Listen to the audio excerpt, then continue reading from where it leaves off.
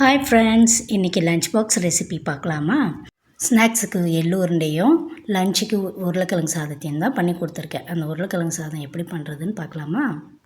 அதுக்கு முதல்ல எண்ணெய் ஊற்றிக்கலாம். எண்ணெய் சூடானதுமே கடுகு போட்டுக்கலாம். கடுகு பொரிஞ்சதுக்கப்புறம் சோம்பு, பட்டை, லவங்கம், சீரகம், பச்சை மிளகா, பூண்டு எல்லாம் வணங்குறதுக்கப்புறம் வெங்காயம், பெரிய வெங்காயம் நல்லா ஸ்லைஸாக கட் பண்ணி பெரிய வெங்காயம் போட்டு வணக்கிக்காங்க. அது வணங்கினதுக்கப்புறம் தக்காளி வணங்கினதுக்கப்புறம் கொஞ்சம் உப்பு போட்டுக்காங்க. அப்போ சீக்கிரம் வணங்கிடும்.